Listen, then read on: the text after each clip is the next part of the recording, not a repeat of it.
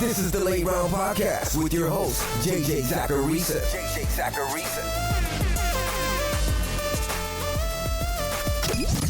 What's up, everyone? It's JJ Zacharisa, and this is episode 637 of the Late Round Fantasy Football Podcast, sponsored by FanDuel.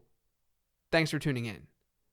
I dug into some player-specific draft takes last week on the show, but today's episode, it's all about that.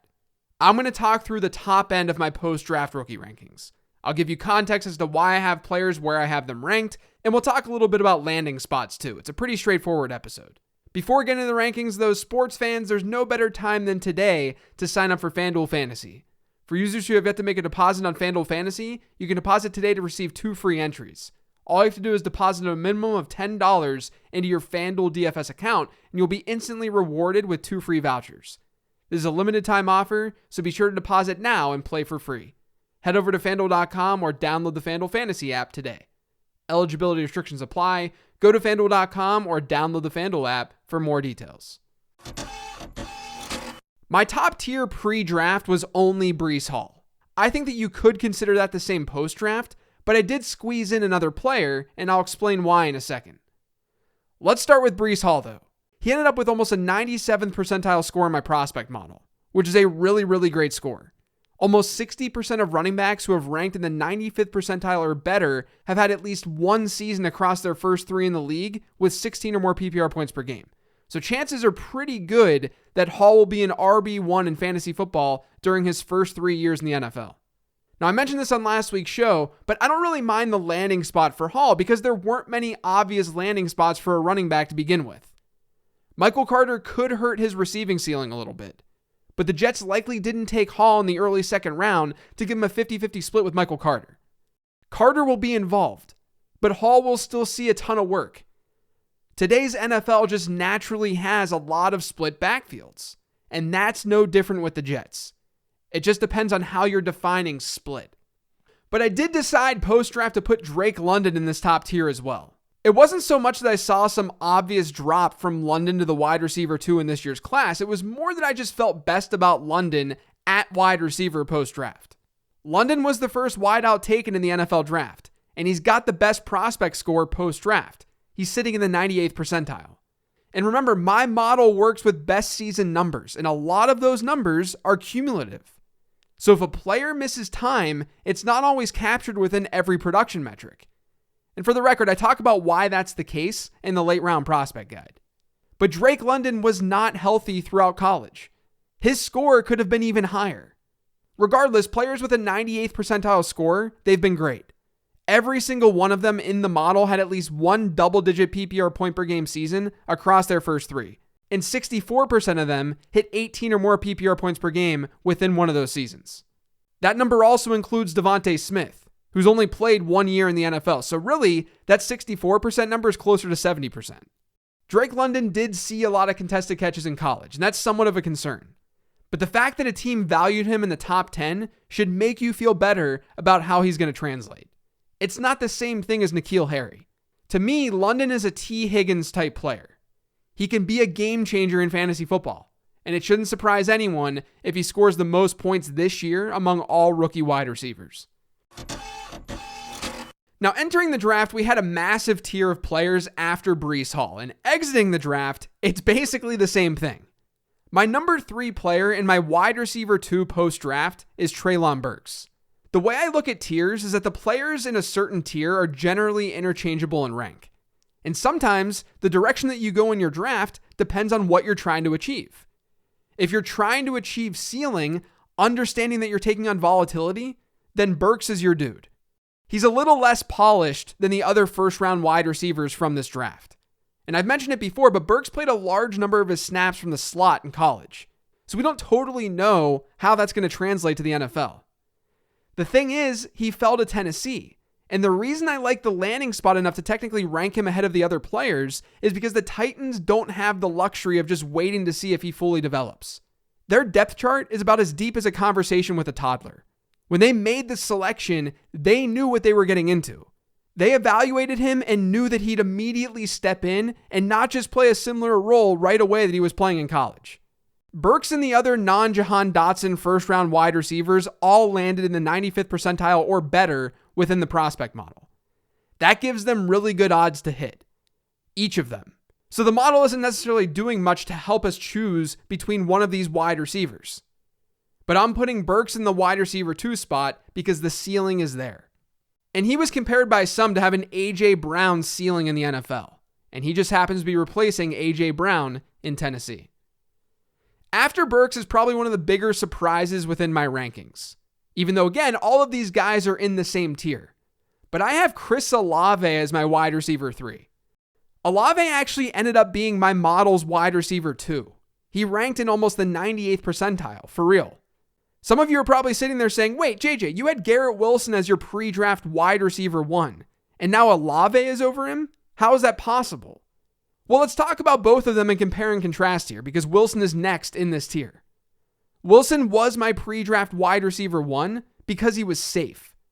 I said that over and over again on this show. If you were drafting before the NFL draft took place, taking Garrett Wilson as the wide receiver 1 made a ton of sense. Because while the other first-round wide receivers saw their draft capital fluctuating a bit, Wilson's was really consistent in terms of projected draft capital. But technically, without draft capital factored in, my model liked Olave a little bit more than Wilson. And by the way, this is totally unrelated, but I've had a couple of people hit me up over the last month mentioning that I say the phrase "my model" a lot on the show. I understand the criticism because I do say it a lot, but it's the easiest way to get the point across. If I started using different names, people would probably be confused. So I apologize to anyone who's annoyed by that phrase. I just don't think it's necessary to change the phrasing. It's an easy way to get the point across. But yes, my model liked Olave more than Wilson without draft capital. It's just that Olave was projected to go a good bit lower. But then the Saints took him one spot from Wilson, and now the model likes Olave more. And Olave in that model had a better breakout age and better production marks across the board during his best season. The biggest reason the two players are so close, because Wilson isn't that far off in overall score, is because Olave was not an early declare receiver. But like I've been saying on the show for weeks now, that's not everything. None of Olave's production numbers are even being taken from his senior season. So Olave gets the edge analytically. When you factor in landing spot, I don't see a significant enough difference to go Wilson over Olave. Wilson has to compete with the potential stud in Elijah Moore, which could cap his ceiling if Zach Wilson does not develop. Olave's got an aging Michael Thomas, and he complements him perfectly. And in the short term, Olave's intermediate and deep skill set, that even pairs decently with Jameis Winston. I mentioned this on last week's mailbag episode, but I really think the fantasy community is sleeping on Chris Olave. My buddy Matt Harmon of Reception Perception, he dubbed him the best route runner in this class. He's a fantastic prospect. And if you're getting him as a 7th pick in the first round of a single quarterback rookie draft, that's a win in my eyes. You can't go wrong with Garrett Wilson either, or Jameson Williams, the final wide receiver in this tier. Williams ranked as the wide receiver 5 in my model within this class, which is why I just decided to make him my wide receiver 5 in my rankings. It's so close though. I wouldn't be surprised if any of these wide receivers ended up being the top 1 in this class. They're all so good. Williams is a great pairing with Amon-Ra St. Brown for the Lions. He's the best deep separator in this class, and St. Brown's great close to the line of scrimmage. The two of them are an awesome 1-2 punch. So I totally understand why the Lions made the move that they made. We just have to hope that they can get a strong quarterback in there to distribute the ball, because there are some really good playmakers in that Detroit offense now. Kenneth Walker is the last player that I have in this tier. If you're playing in a Superflex league, you could also consider Kenny Pickett, but these are single quarterback rankings that I'm talking about today. The way I feel about Walker is pretty well documented at this point. His best season reception share was just 5.4%. Since 2011, 0 players drafted in the top 100 and outside the first round gave us a 16 PPR point per game season during their first 3 years in the league with that low of a reception share. In fact, no one hit 16 PPR points per game with under an 8% reception share. The landing spot in Seattle is fine. Like I said last week, I think it's really bad news for Chris Carson more than anything else. But we know that as long as Pete Carroll is there, the Seahawks are going to want to establish it. Rashad Penny could be an issue here in year 1, but Walker has a chance to rise in dynasty rankings even if he just shows flashes as a rookie. Running backs, like I said in the mailbag episode last week, have higher ceilings in fantasy football than wide receivers do. That's really why Walker deserves to be in this tier. Now, the next tier is 2 players deep, and it starts with my guy, Skyy Moore. I know people are elevating Skyy a whole lot because of landing spot, and he should get more love because now he has Patrick Mahomes. But as someone who's been absolutely obsessed with Moore throughout the draft process, I want to stay grounded here. The model has Moore as an 85th, 86th percentile prospect. He's got some of the best production in this class, and he's an early declare. But number 1, he wasn't a first-round pick, so we can't expect the world when it comes to prospect score. Number 2, he's still coming from Western Michigan. He wasn't at a Power 5 program. That hurts his score as well. Players in his percentile have actually performed better over the last 10 years than players in the 90th to 94th percentile. Now, that's mostly just variance, so don't look too far into that. But it's comforting to know that his score isn't so much obviously worse than the other player in this tier, which is Jahan Dotson. So I can use landing spot and honestly how I like the player pre-draft as a nice tiebreaker, despite the difference in where they went in the actual NFL draft. But Dotson's a 94th percentile prospect after getting surprisingly decent draft capital. He seems to be getting very little love in rookie drafts so far. And I get that to some degree. I definitely don't have him ranked with the other first-round wide receivers. But Dotson's a mid-first-round wideout with a really solid production profile coming from a big program.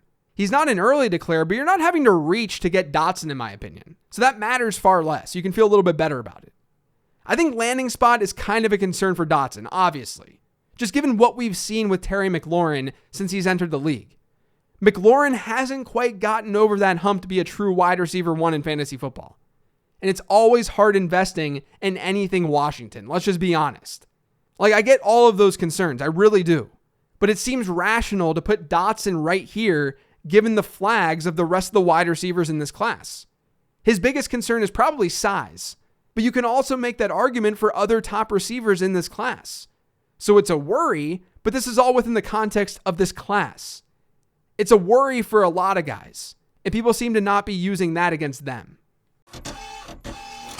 This is where I've got Christian Watson. My model has Watson as an 83rd percentile player, so he's below Skyy Moore despite a 20-pick difference in draft capital.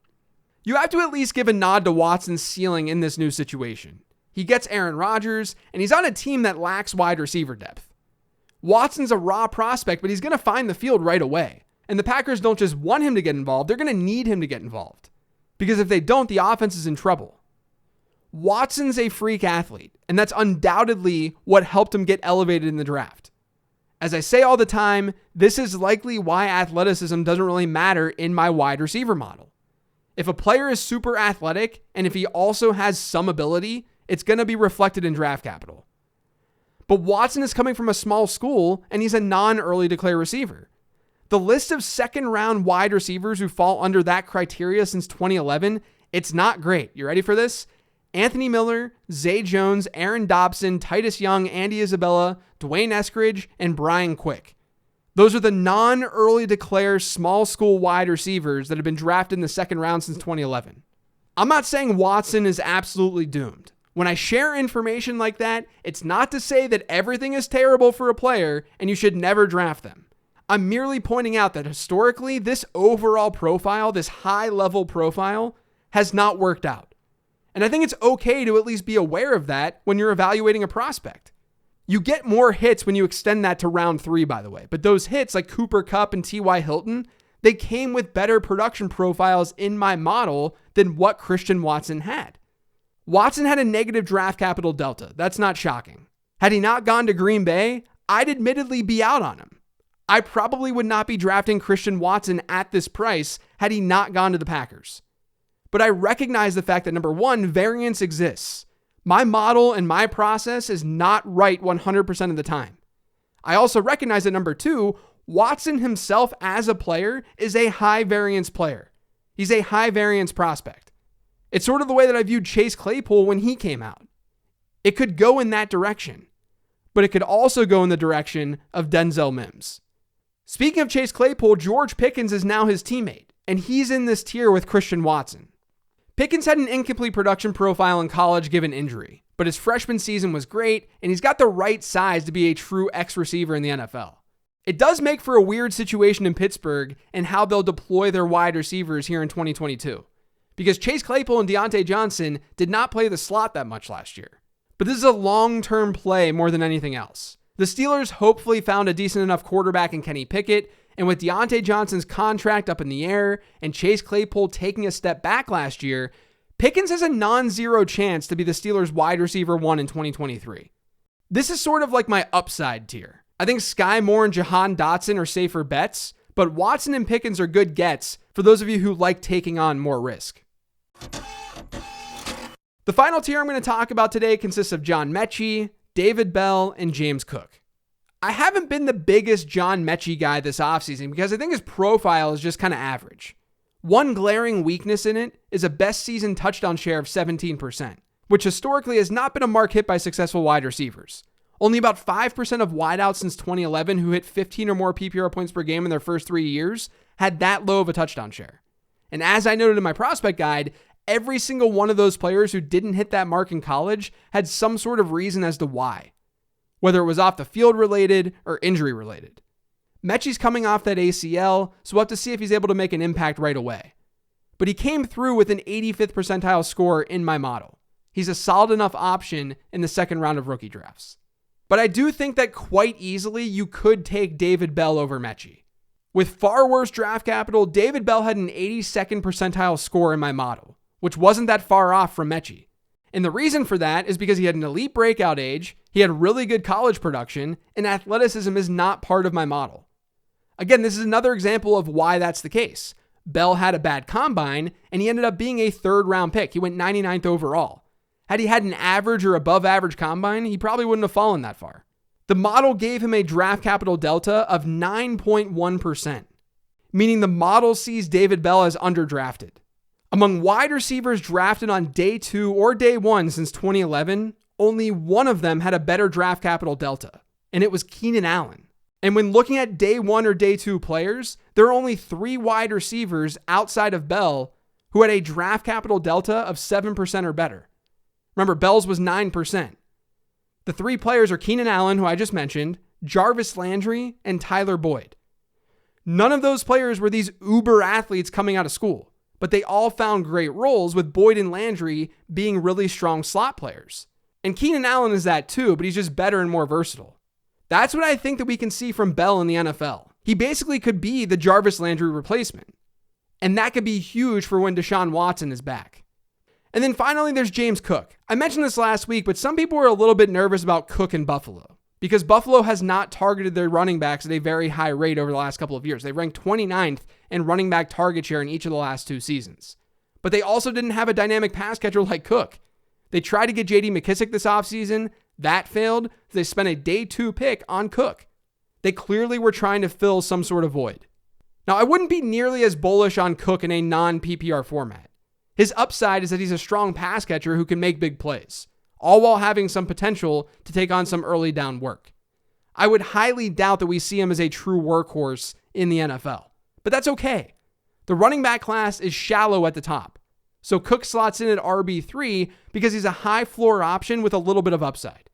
He's not Kenneth Walker or Breece Hall, but he's got immediate opportunity in one of the best offenses in football, and that opportunity should be long-lasting too. I would just temper expectations with Cook. I've seen people go wild with him in rookie drafts, but I don't think he necessarily has an RB1 ceiling in fantasy football. If you just need an RB2 type in PPR leagues, he makes plenty of sense. Despite splitting a backfield with Zamir White in Georgia, Cook still put together a strong best season reception share above 10%. He tested pretty well at the combine too. He can see a double-digit percentage target share in the NFL consistently. And in that offense, in the Buffalo Bills offense, that can take him a long way. So that's it. Those are my top tiers in this year's rookie drafts. If you want to see more, I posted my rookie rankings over on the Late Round Fantasy Football Patreon. And of course, you can purchase the Late Round Prospect Guide for $14.99 over on lateround.com. That's going to do it for today's show, though. Thanks to all of you for listening. If you've got subscribed to the Late Round Fantasy Football Podcast, make sure you are by searching for it pretty much anywhere podcasts can be found. And don't forget to follow me on Twitter at LateRoundQB. I'm exhausted. I need a vacation, so I'm actually taking a vacation with the family this week. And that means there won't be a mailbag episode on Friday. So I hope you're all crushing your rookie drafts, and I'll talk to you when I'm back. Take care.